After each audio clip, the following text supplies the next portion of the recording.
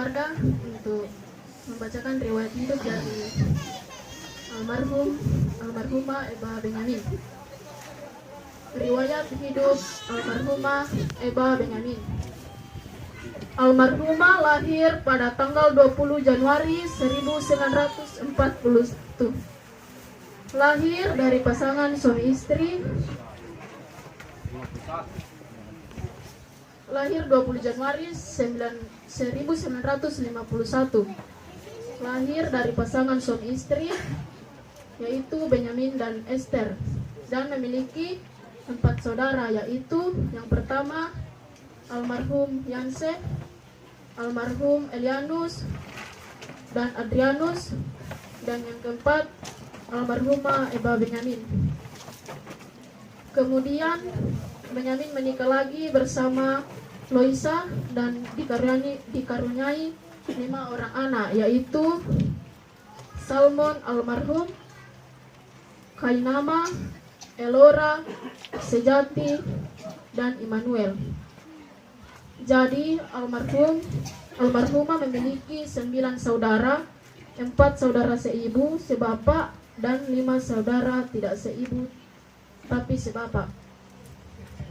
Pada tahun 1958, almarhumah menempuh pendidikan di SR Kristen Salubulung dan selesai pada tahun 1964. Almarhumah tidak melanjutkan pendidikannya karena pengaruh ekonomi. Pada tahun 1965, almarhumah bertemu dengan seorang laki-laki, yaitu Yohanes Tabuan, yang lahir dari pasangan Manase dan Bersalina. Dan pada tanggal 13 Februari 1967, Bapak Yohanes Tabuan dan almarhum Eba Benyamin mengambil keputusan untuk melaksanakan pernikahan. Dan dari pernikahan tersebut dikaruniai 6 orang anak, yaitu anak yang pertama almarhumah Ramalia, meninggal pada umur 6 tahun. Yang kedua Erista, dan menikah dengan Sylvia dan dikaruniai 2 orang anak, yaitu Jerry dan Dylan. Kemudian anak ketiga Hajai, menikah dengan Vivi Sumanti dan dikaruniai 4 orang anak, yaitu Frigerensa, almarhum Lindan, dan Chris dan Cindy Valen. Yang keempat Anice, menikah dengan Waris P dan dikaruniai 3 orang anak, yaitu Putri Lian, Weldy, Sri Emilia. Yang kelima Berwati, menikah dengan Rentung dan dikaruniai 2 orang anak, yaitu Yun Arsita dan Dur Cecilia.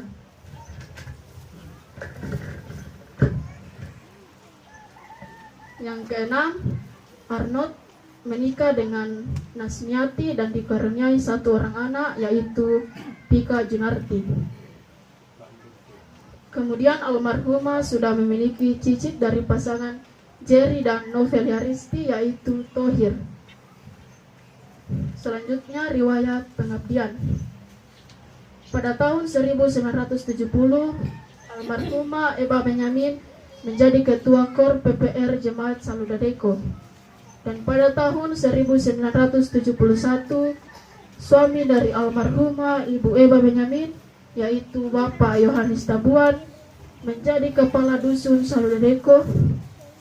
Dan pada tahun yang sama almarhumah juga terpilih menjadi ketua PKK Dusun Saludadeko. Almarhumah Ibu Kekasih juga pernah menjadi seksi kesenian di Jemaat Saludadeko dari tahun 1970 sampai 1980. Dan dari tahun 1967 sampai 2013, almarhumah menjadi dukun terlatih di Saludadeko dan di Tobadak, dan dilantik di Kecamatan Mambi. Kemudian pindah jemaat. Pada tahun 1995, keluarga Tabuan dan almarhumah mengambil keputusan pindah jemaat di Salukalando. Dan tahun 1997 almarhumah dipanggil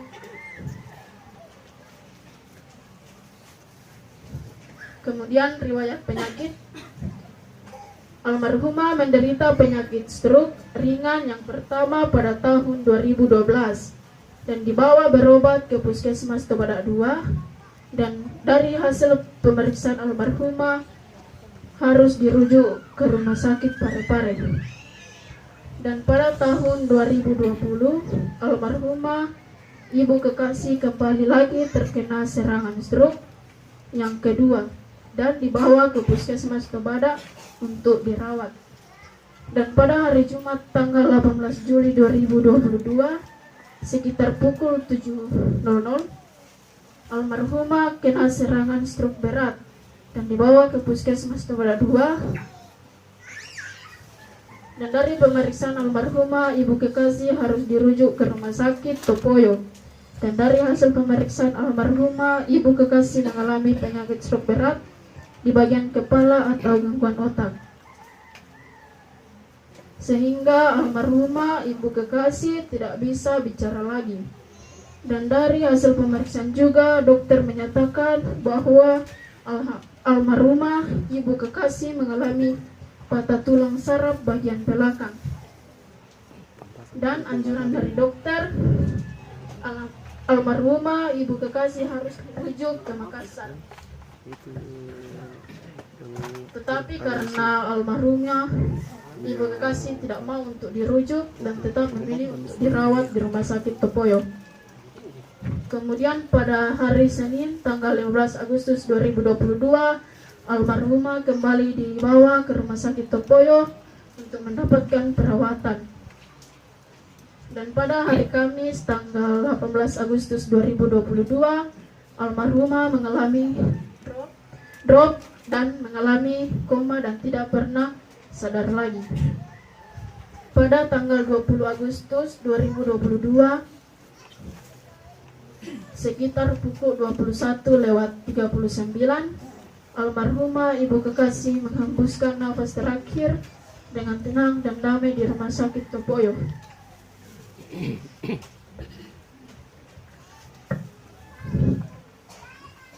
Selamat jalan istriku, selamat jalan mama, selamat jalan mama tua. Engkau sudah menunaikan tugasmu.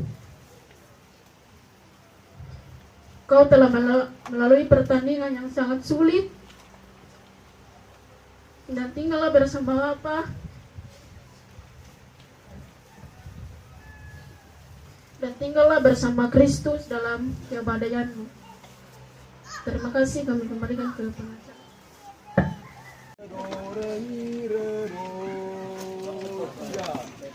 Rahmat Tuhan yang tak terduga lebih besar dari dosa, itu nyata di Golgota. Darah Yesus telah tertumpahlah, rahmat yang Tuhan berikan, yang berikan keampunan dosa. Rahmat indah yang Tuhan berikan, lebih besar dari dosamu. Rahmat ajaib tiada taranya bagi semua yang percaya, yang rindukan Yesus Tuhannya. Mari terima sekarang rahmat-Nya.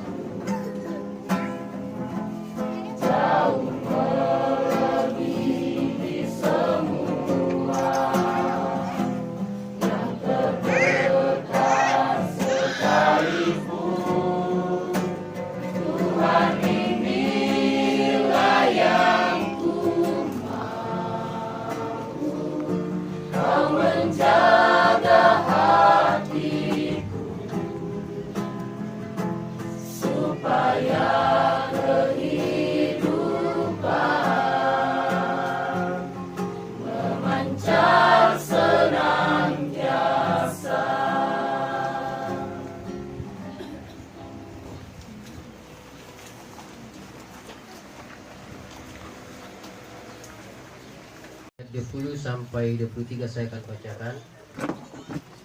Kesaksian Paulus dalam penjara, ayatnya yang ke-20.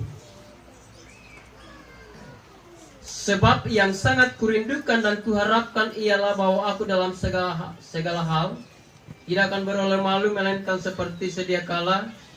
Demikian pun sekarang Kristus dengan nyata dimuliakan di dalam tubuhku, baik oleh hidupku maupun oleh matiku. Karena bagiku hidup adalah Kristus dan mati adalah keuntungan. Tetapi jika aku harus hidup di dunia ini, itu berarti bagiku bekerja memberi buah. Jadi mana yang harus kupilih? Aku tidak tahu. Aku didesak dari dua pihak. Aku ingin pergi dan diam bersama-sama dengan Kristus. Itu memang jauh lebih baik. Amin.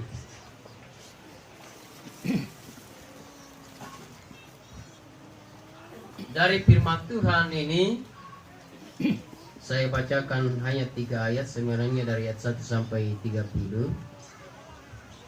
Hidup bagi Kristus, mati adalah keuntungan. Hidup bagi Kristus, mati adalah keuntungan. Jadi sebelum saya lanjutkan, mewakili pengurus sinode Gereja Pertusan Indonesia Timur yang pada saat ini tidak hadir karena dalam pelayanan, mengucapkan turut berduka cita kepada keluarga yang ditinggalkan, dan berterima kasih yang sebesar-besarnya kepada segenap keluarga di Tobada ini. Anu kamalam mupasolain de tomatuanki mengkalodio makasina sula lako de matena debata lamula baiang kuai segala jerilela, dan kita percaya kemudian ingin kakelebuan di dalam keluarga itu lama toro. Saya sendiri meninggalkan Tobada itu 2006 yang lalu. Saya pergi kuliah di STT Mamasa, dan saya sudah diberkati Tuhan, sudah menjadi pendeta 5 tahun. Saat ini saya melanjutkan kuliah saya di IAKN Toraja. Mudah-mudahan Tuhan berkenan sehingga saya bisa selesai. Ini sekedar saya sampaikan.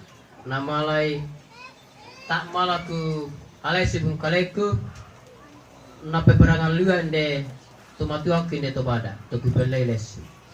Jadi tak bisa sangat katang kuinde ampo ya kita ram mengureken. Hidup bagi Kristus, mati adalah keuntungan. Lalu dalam kehidupan manusia sampai pada masa kini, yang dalam perkembangannya menurut pandangan saya, manusia sekarang adalah manusia instan, karena hidup di dunia instan. Sampai pada masa kini tidak ada manusia yang mengharapkan kematian dirinya sendiri. Lanang balik ke kematian, kecuali orang yang kapusingan nih, kubasakan tuh kapusingan tanes sang kalian ini balik ke mati pisan. Itu hanyalah karena kepusingan, bukan karena akal sehat. Tetapi dalam sejarahnya tak pilihan dua kuring kita ne balik ke kematian. Sahabat si kuring inawan do mama tua pasanang ku ya bos saudaraku mungkin sudah lebih 100 tahun sekarang. Nawa tak bisa mak mate. Itu hanya sekedar dia katakan karena mungkin dia sudah bosan hidup atau hal lain. Ya nawa itu mati di pengandaran mama tua mati nia. Nawa akai tak na bawa nalak debat tempuk tua mapari mati tahu ke marutak sekali. Dua saja hal. Maka mor-mor sekali tahu ya nanti debat dia lantia. Atau juga kalau terlalu baik dia debat dia langkahkan ini. Bagi Paulus secara manusia jika boleh memilih ia lebih senang untuk mati diam bersama dengan Kristus, itu jauh lebih baik. Akan namanya nama Paulus karena dia cinta kepada Tuhan. Kecintanya begitu besar. Dan itulah ciri yang tidak diragukan dari seorang Paulus yang dulunya seorang pembunuh berdarah dingin dipanggil Tuhan menjadi seorang rasul.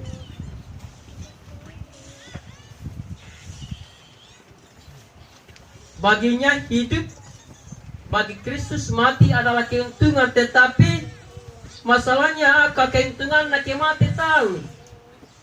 Ini masalahnya bagi orang yang kaya raya yang sudah mapan hidupnya dengan titel setorok-torok naik ke sangat KM, mulai dari profesor, doktor, insinyur dan sebagainya. Manusia susah meninggalkan itu. Akanlah keuntungan. Keuntungan pertama ini menurut saya ya, yang saya bercermin pada firman Tuhan. Keuntungan pertama ya tanda masih susah. Tanda pikir nanga lama pasir lah saudara kodako manusia ko ngena lalasia maksule tanda na pikir itu tanda na pikir nanga la pada lina karatu misalnya sawit dan sebagainya, misalnya lantuna ya nilam iya. Itu keuntungan pertama.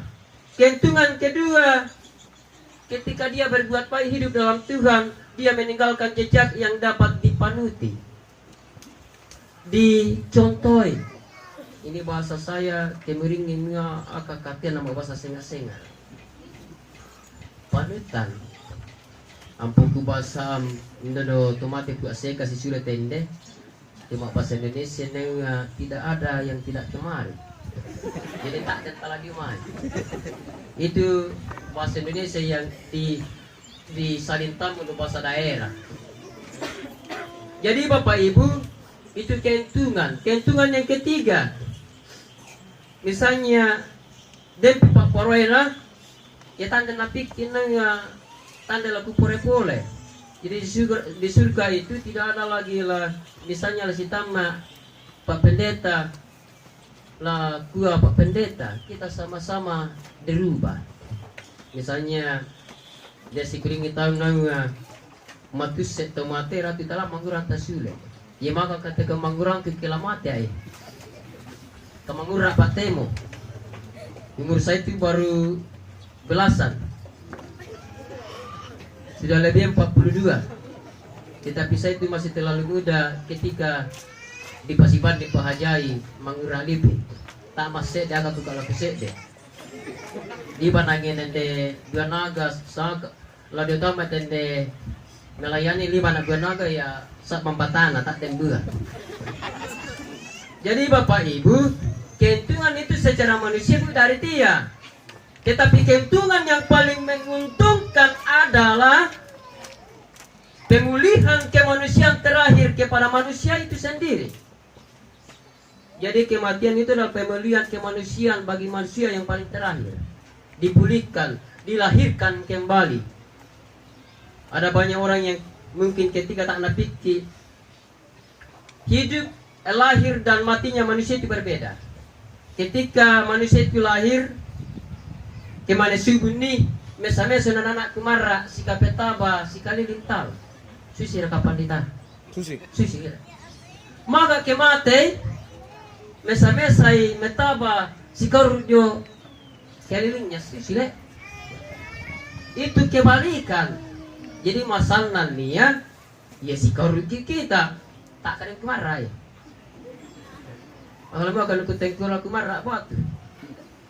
Dan aku marah pembunuh ya. Itu tangis itu wajar-wajar saja, itu sifat alaminya manusia, tidaklah bukan dosa. Ampun salah boleh ke libat tahu. Misalnya daku lalek barang pak haja libanin dem narem bando. Aduh, eksana di Banaga. Nah polasan ini kematian bukan karena itu, tapi memang anak tak baik. Jadi Bapak Ibu, itu keuntungan. Jadi masuk surga, surga itu ya tanda dalangan nah. Ada yang pekato saban tedem tanda na surga neraka. Jadi orang yang hidup dalam Tuhan pasti masuk surga. Jadi tak telah dia tak tamak surga, akan tamak kusaran kita aku yakin tamak surga. Kalau ya saudara tidak yakin, keluar, tidak usah masuk. Mungkin ini terlalu keras, tetapi inilah firman Tuhan katakan. Hidup bagi Kristus, mati adalah keuntungan. Jadi maaf saja suara saya itu luar biasa besarnya. Akan beda atau mati panitan baru ini. Akan ada nara iya. Jadi Bapak Ibu yang dikasih Tuhan, sudut pandang yang dipakai oleh Rasul Paulus, mudah-mudahan malah juga tak pakai. Saya bersyukur karena melambi ada keluarga. Misalnya nak nande tanta, ya tak delak marah. Bidan ditiampu, ya tak dem lakuringi. Apa mau pari pura tu kumare lampe na bara temiau na malipura. Tak malah dia pen. Jadi Bapak Ibu belajar dari kehidupan Paulus, mari berkomitmen untuk hidup bagi Kristus, mengasihi Kristus, menghasilkan buah. Kita ramu sangayaka, maka tendendo warnanya buah, maka bentuknya. Yang penting kebaikan, jangan keonaran. Sekalipun di sekeliling kita ada banyak hal yang secara logikanya manusia taklah tabela taita. Baru-baru terjadi pembunuhan di Arab. Itu kan secara logika lapala rakyat itu, tetapi itulah yang terjadi. Mari kita ambil hikmahnya. Tetapi mari kita tetap berpedoman pada firman Tuhan, setia kepada Tuhan. Jangan karena kematian lah dia tangkap kebela. Tetaplah seperti orang tua kekasih kita. Jadi tanta terakhir juga melayani pada bulan yang kalpisal bulan 6 memang tanah bela lebat. Tetapi dia masih kuat bertanya kepada saya, "Aga pinapugok malaikat ya Bu?" Itu dia masih kuat. Kemarin saya dengar sialam bilangnya sila saya dipegu dan mati dari tante ya. Saya bersyukur Tuhan memberikan kesenangan kepadanya. Sekalipun ya hati manusia saya, pribadi manusia saya itu memang saya sedih, tetapi saya akan kuat karena ini dari tante hidup bagi Kristus dan matinya adalah keuntungan. Jadi mari Bapak Ibu sebagai orang-orang yang takut kepada Tuhan, yang setia dalam segala kehendaknya, hiduplah bagi Kristus, maka kematian kita adalah keuntungan. Amin.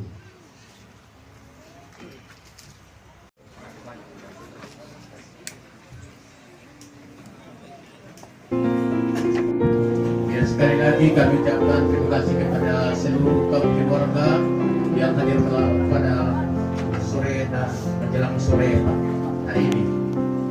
Kami semua tuntutan yang disampaikan tadi oleh keluarga sudah siap dan yang akan berangkat supaya sehingga berjalan dengan baik dan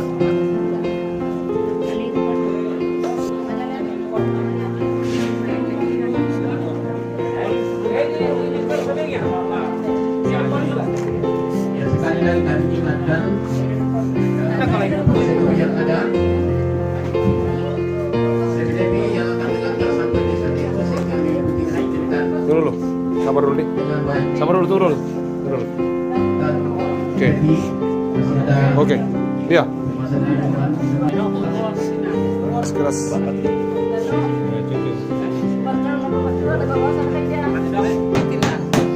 Tidak, menutup luarnya.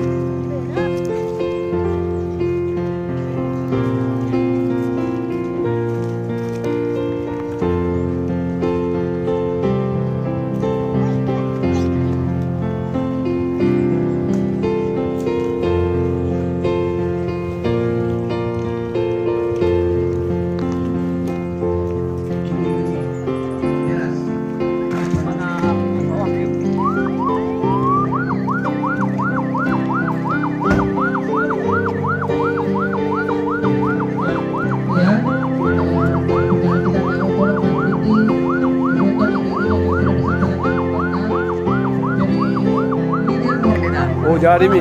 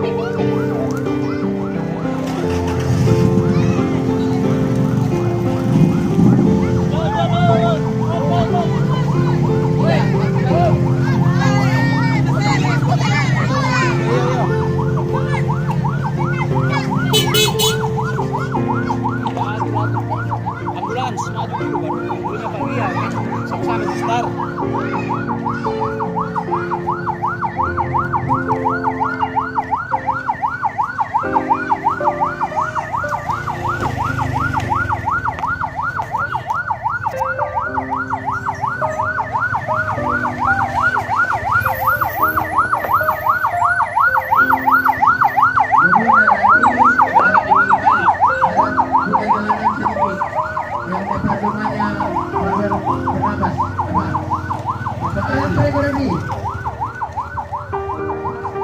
Atau sekalian di dekat rumahnya.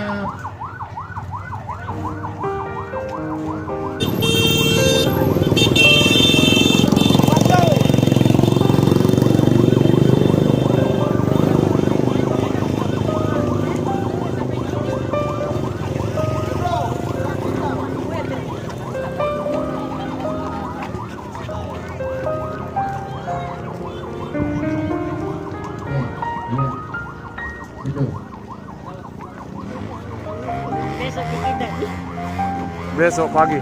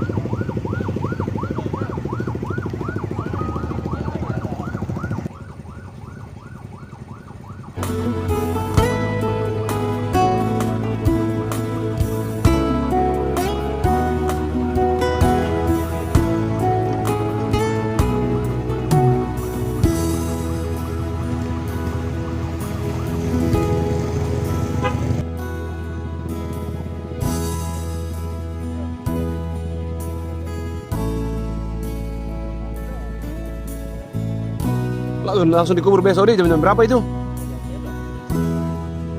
Bisa dapat itu kalau iya. Bisa dapat itu kan. Rencana. Iya.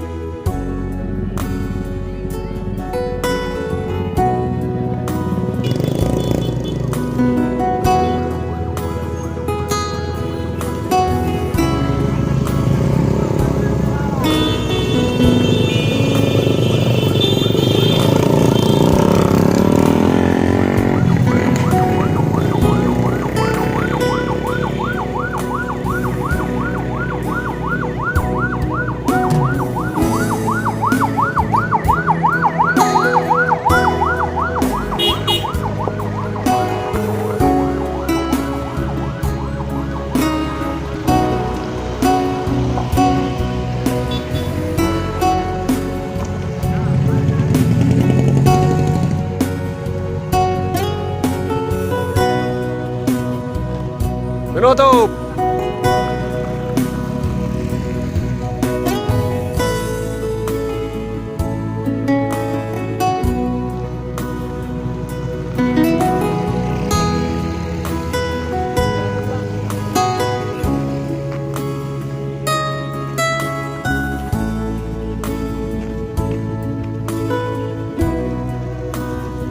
Makanya sakit-sakit terus pas main bonceng kok.